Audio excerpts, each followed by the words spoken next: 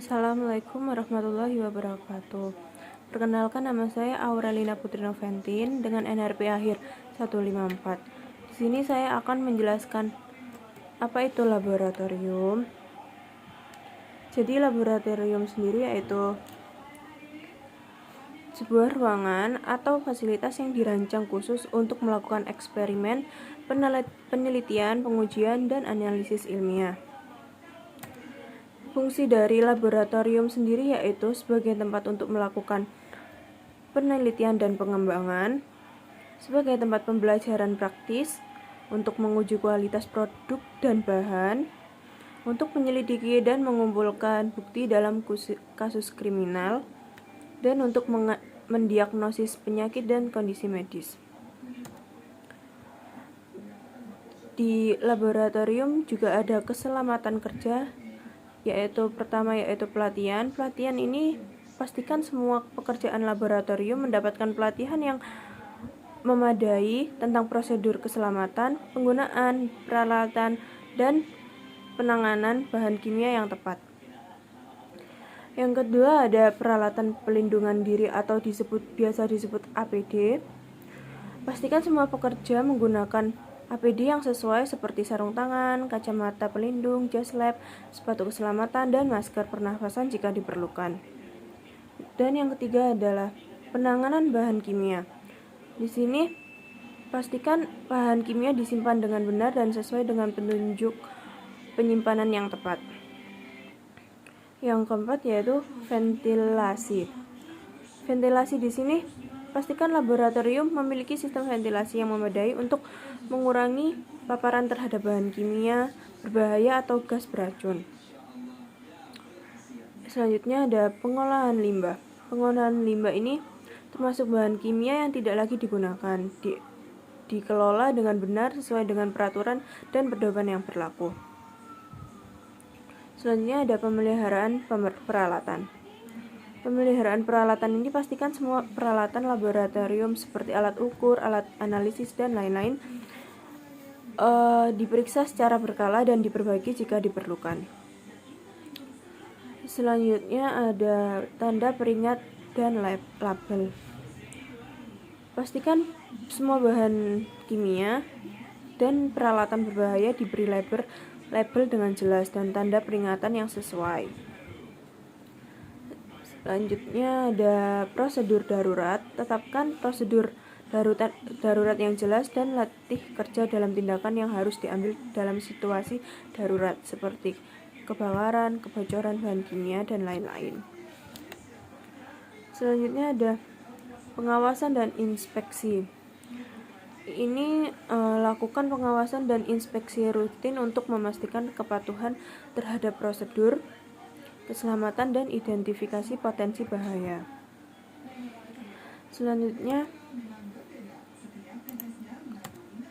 Selanjutnya ada penanganan bahan beracun dan berbahaya. Di sini penanganannya ada identifikasi dan klasifikasi. Maksudnya di sini identifikasi bahan beracun dan berbahaya yang ada di tempat kerja atau di sekitar Anda. Pastikan untuk mengetahui sifat dan karakteristik bahan tersebut. Yang kedua ada penyimpanan yang aman. Simpan bahan beracun dan berbahaya dalam wadah yang sesuai dan tempat yang aman. Pastikan untuk mengikuti petunjuk penyimpanan yang ada di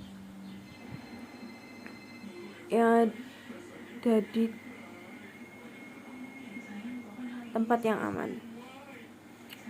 Selanjutnya adalah penggunaan yang benar. Ketika menggunakan bahan beracun dan berbahaya, pastikan untuk mengikuti prosedur yang ada. Selanjutnya ada pelatihan dan kesadaran. Di sini pelatihan dan kesadaran. Pastikan semua orang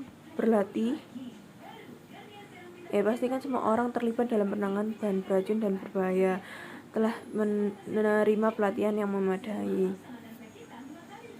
Selanjutnya ada penanganan limbah. Penanganan limbah ini buang limbah bahan beracun dan berbahaya sesuai dengan peraturan yang berlaku.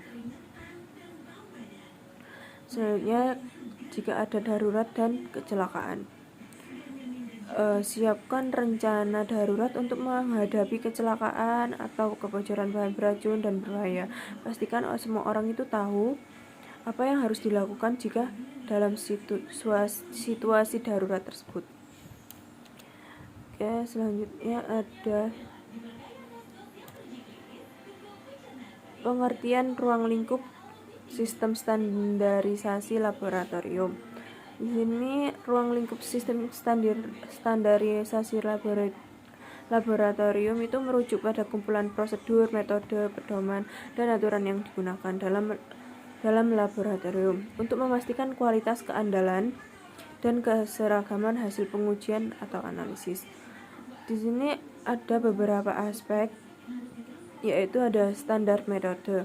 Standar metode sendiri yaitu menetapkan metode yang harus digunakan dalam pengujian atau menganalisis.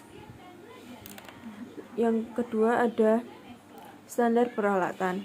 Di sini menetapkan persyaratan untuk peralatan laboratorium termasuk kalibrasi, pemeliharaan, dan pengujian.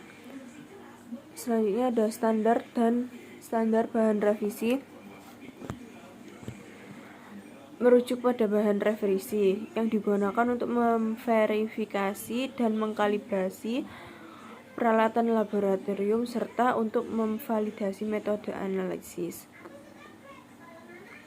Selanjutnya ada standar kualitas, merujuk pada persyaratan kualitas yang harus dipenuhi dalam pengujian.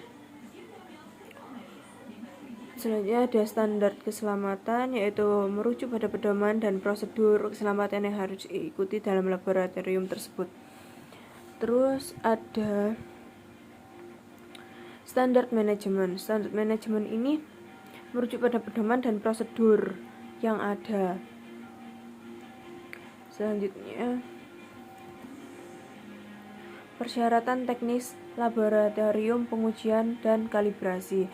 Di sini persyaratan teknis laboratorium tersebut ada beberapa persyaratan, yaitu akreditas.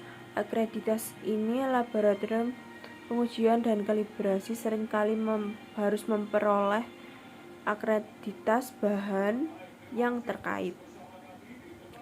Selanjutnya personel yang terlatih.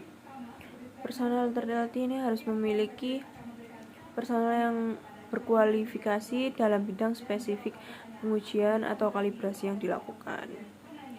Selanjutnya ada metode dan prosedur standar. Menggunakan metode dan prosedur standar yang diakui secara internasional. Selanjutnya ada peralatan yang tepat. Peralatan yang tepat ini harus dilengkapi dengan peralatan dan terkalibrasi dengan baik untuk melakukan pengujian atau kalibrasi. Selanjutnya ada lingkungan yang sesuai. Lingkungan sesuai ini harus memiliki lingkungan untuk melakukan pengujian atau kalibrasi. Selanjutnya ada validasi metode. Validasi metode itu untuk memastikan bahwa metode pengujian atau kalibrasi yang digunakan memberikan hasil yang akurat. Selanjutnya ada pelacakan dan pelaporan. Pelacakan dan pelaporan ini untuk mengelola data penguji atau kalibrasi. Selanjutnya ada manajemen mutu. Sistem manajemen mutu ini sesuai untuk memastikan bahwa semua proses dan kegiatan laboratorium dilakukan dengan konsisten. Selanjutnya ada keamanan dan keselamatan. Keamanan dan keselamatan ini untuk melindungi personal laboratorium dari resiko yang mungkin timbul selama pengujian dan atau kalibrasi.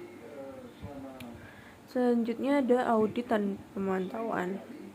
Di sini audit dan pemantauan itu untuk memastikan kepatuhan terhadap persyaratan teknis dan manajemen mutu. Setelah persyaratan teknis, yaitu ada persyaratan mutu. Yang pertama juga akreditas. Akreditas sendiri, laboratorium itu harus memiliki akreditas pengujian. Terus selanjutnya ada sistem manajemen mutu. Sistem manajemen mutu ini untuk mengelola semua aspek operasional laboratorium. Terus selanjutnya ada kompetensi personel. Ini untuk memastikan bahwa personel yang melibat dalam pengujian atau kalibrasi memiliki kompetensi teknis yang memadai. Selanjutnya ada validasi metode.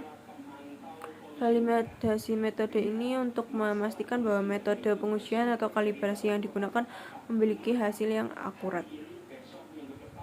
Selanjutnya ada peralatan yang tepat. Peralatan yang tepat ini maksudnya peralatan yang tepat itu yang digunakan untuk melakukan pengujian atau kalibrasi. Selanjutnya ada pelacakan dan pelaporan. Di sini pelacakan dan pelaporan untuk memiliki sistem pelacakan untuk mengelola data pengujian atau kalibrasi. Selanjutnya ada kontrol kualitas internal. Di sini fungsinya yaitu melaksanakan program kontrol kualitas internal yang mencakup penggunaan bahan referensi, pengujian ulang, pengujian ganda, dan partisipasi dalam program perbandingan antar laboratorium. Selanjutnya ada audit dan pemantauan, yaitu menjalani audit internal dan eksternal secara teratur untuk memastikan kepatuhan terhadap persyaratan teknis dan manajemen mutu.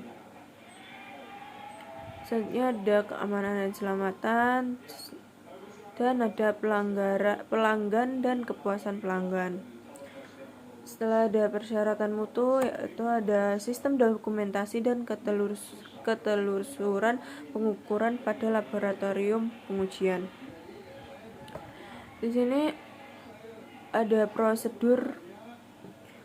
Sistem dokumentasi ini merupakan bagian penting dari operasional laboratorium pengujian, karena memastikan bahwa semua informasi yang terkait dengan pengujian termasuk hasil pengukuran, metode, peralatan, dan prosedur dapat dilacak kembali dan dengan baik. Aspek-aspek yang perlu diperhatikan dalam sistem dokumentasi yaitu prosedur. Prosedur sendiri itu harus jelas. Terus yang kedua ada identifikasi labeling. Yang ketiga ada pengendalian dokumen. Yang keempat ada catatan pengujian. Terus ada laporan hasil, ketelusuran pengukuran, pelacakan dan pelaporan, ketidakpastian, dan terakhir adalah keamanan dan kerahasiaan. Selanjutnya ada ketidakpastian pengukuran. Ketidakpastian pengukuran ini yaitu konsep yang digunakan untuk menggambar tingkat ketidakpastian atau ketidakpastian yang terkait dengan hasil pengukuran. Selanjutnya, jenis-jenis ketidakpastian pengukuran ini ada dua, yaitu ketidakpastian standar dan ketidakpastian yang diperluas. Di sini maksudnya ketidakpastian standar dan ketidakpastian yang diperluas yaitu ketidakpastian standar ini yang dihitung berdasarkan analisis statistik dan karakteristik instrumen pengukuran. Biasanya dinyatakan sebagai simpangan standar atau interval kepercayaan. Terus yang kedua itu ketidakpastian yang diperluas. Ini maksudnya mencakup faktor-faktor tambahan yang tidak tercakup dalam ketidakpastian standar. Faktor ini dapat termasuk ketidakpastian lingkungan, metode, operator, dan faktor-faktor lain yang dapat mempengaruhi hasil pengukuran. Ketidakpastian yang diperluas biasanya dinyatakan sebagai interval kepercayaan lebih besar daripada ketidakpastian standar. Untuk menghitung ketidakpastian pengukuran, metode yang umum digunakan adalah analisis statis, pengulangan pengukuran, penggunaan standar referensi yang terkalibrasi, dan penilaian faktor-faktor yang mempengaruhi ketidakpastian. Selanjutnya ada Sistem inventaris laboratorium. Yang pertama ada identifikasi dan labeling.